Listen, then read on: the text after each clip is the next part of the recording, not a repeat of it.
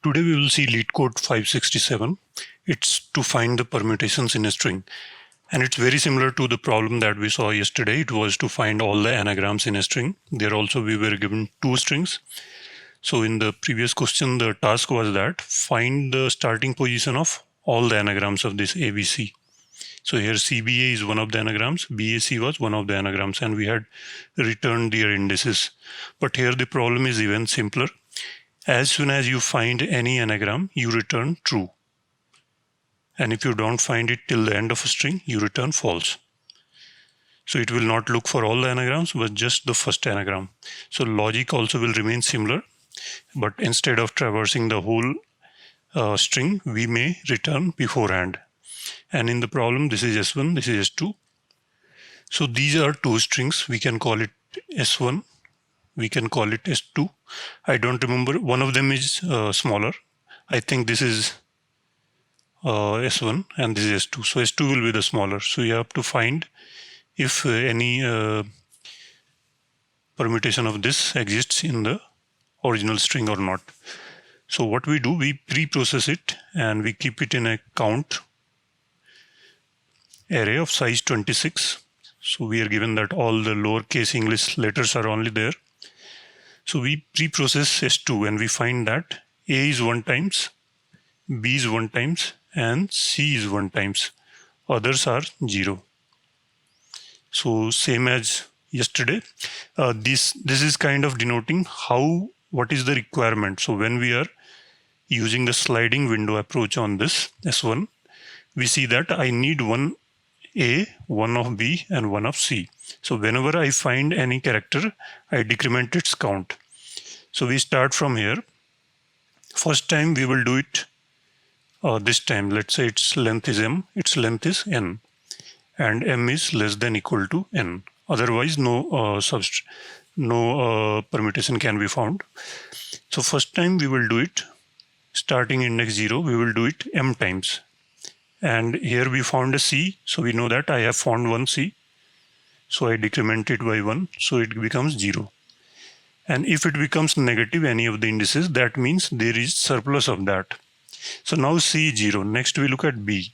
B is there, so we decrement it. And now it becomes 0. Now next is A.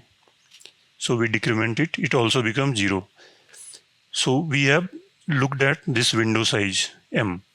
And we scan this C count array, which is of size 26, and see that if C count I not equal to 0 for any of the i's, I equal to 0 to 25, then we break it here. We don't look others. So we shift the window here. But in this case, we will find it beforehand itself. So we will return true here. So if all the values are 0, we return true. But if any of the values is non-zero, we shift the window one right. Let's take a new string which is not in the beginning itself. BAE, BA, BACD. Let's say this is the string. So we look at these three and we found that A becomes 0, B becomes 0 because we found them. C does not become 0. And D is 0, E will be -1. Why? Initially it was 1, 1, 1 based on this. So when we found B, we decremented B, so it became 0. When we found A, we decremented it, it became 0. Next is E. So whenever we find any character, we decrement its value. So E becomes -1. And we stop since the window size is 3. So we look in this array. There are more characters, all zeros. So not all the values are 0. So we continue our search. So we shift the window here. So 1B goes out, 1B comes in. So 1B goes out, so we increment its count, so it becomes 1. And next B comes in, so we decrement it, so again it becomes 0. And for further iteration, it will take order one time. In particular, it will take 2 steps. You have to just, this is a window. So when we shift a window towards right by 1, what happens? This new character comes in and this character goes away. The remaining part of window remains same. So the count will also remain same.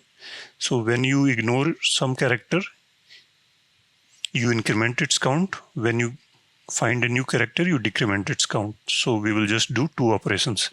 And again, look into this C count array if everything is 0 or not. Again, it will not be 0. Then we move here. Again, not 0. Move here. Again, not 0. Then we move here. Same thing. When we move here, it should become 0. So let's write the code for this.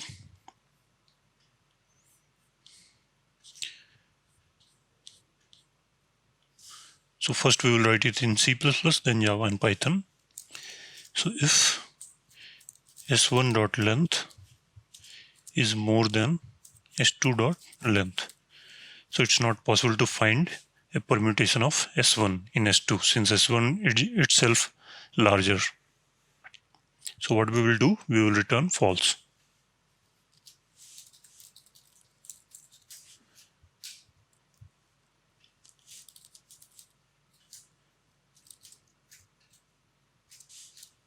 Then we have this count array, which is initialized to 0 for all characters in S1.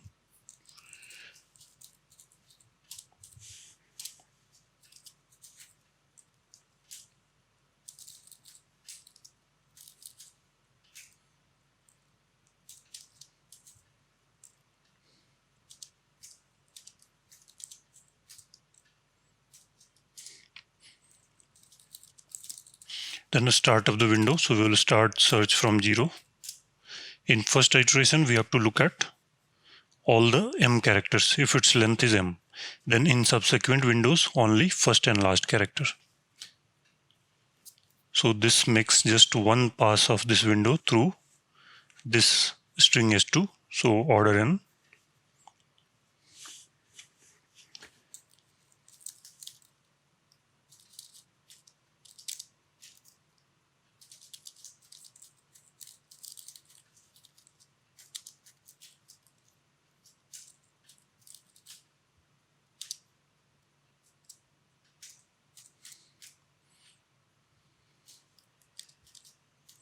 So whatever character we find in it, we decrement the required count. So in S1, this count denotes how many characters are there in S1. So same number of characters I should get in S2 in a same size window. So here is the requirement. I need these many characters.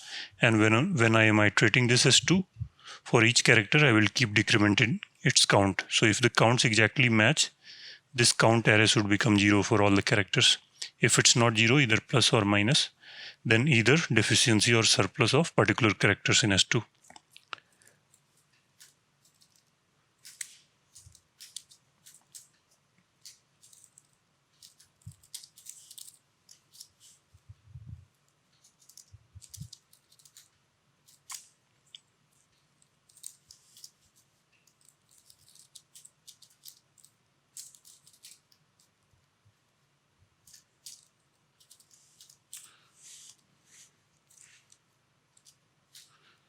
So as soon as we hit a non-zero in this count array, which is of size 26, we can return, we can break from this loop. Since we have found a mismatch, there is no point in looking further.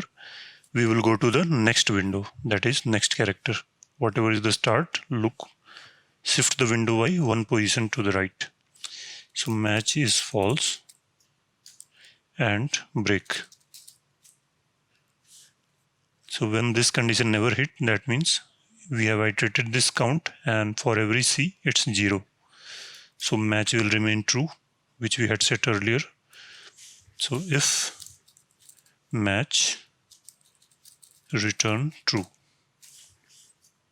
But if this did not occur, we will shift the start of the window by one position. And while start is less than equal to s2 dot length minus s1 dot length. So if this s1 length, this is the window size s1, this we are searching in s2. So where can be the last starting position? So let's say this string is s2. So if this string last s2 characters is the number of characters where we can start the window. So this complete length is s2, and let's say this length is s1. So if I start from here, this window will end here. If we shift it further, this window will cross this last character of s2. So this is the last starting position of the window.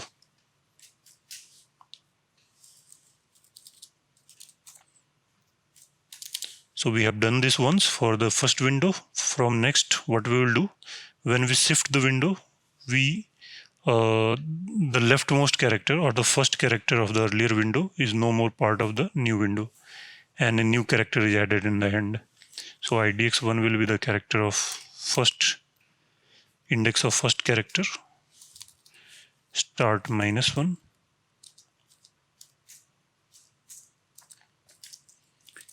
and idx2 is s2 start plus s1 dot length.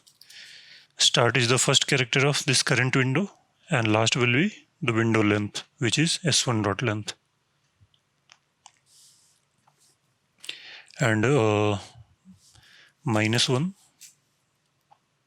last character will be s1 dot length -1 start plus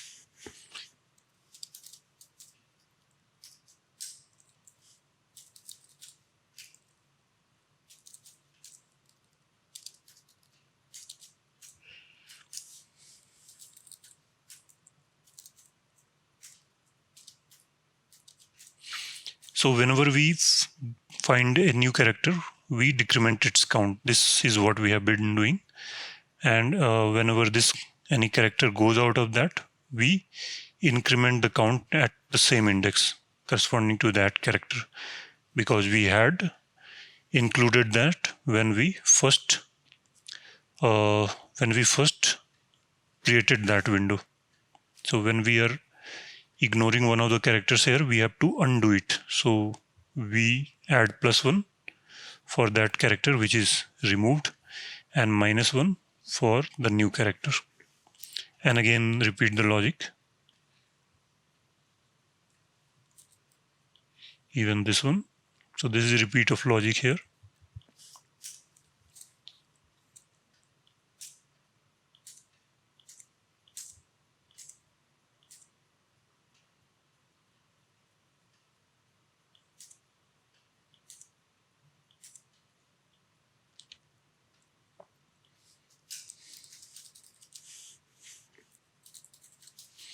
So if for none of the windows we found this match, that is every time we were able to find some non-zero character, then that means this never got a chance to execute.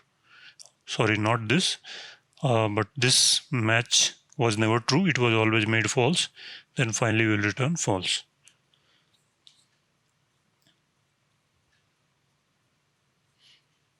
So this works for this case. Let's take the second example.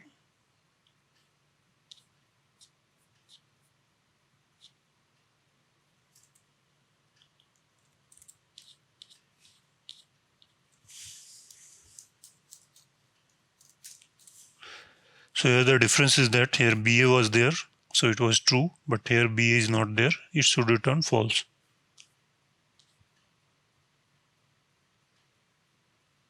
And it returns false as expected. So let's go ahead and submit. So it's accepted in C++. Now we will repeat this logic for Java and Python as well. And you can see the entire code is same as the last previous day's question on finding all the anagrams of S1 in S2. Here it's just true and false. So it's even simpler.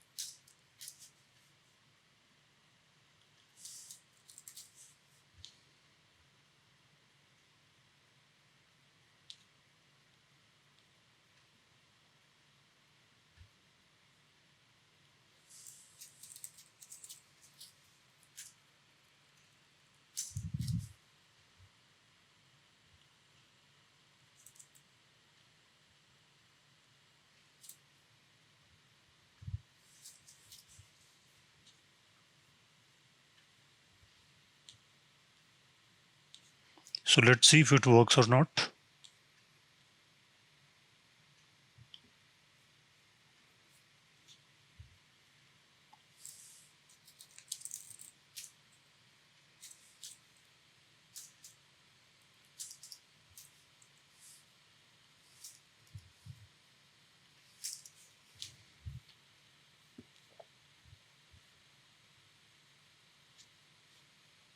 So there is some runtime error.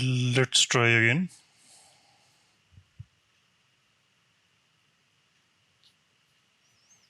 This works this time. Let's submit. And the solution is accepted in Java as well. Finally, we will copy it for Python. Let's copy from C++.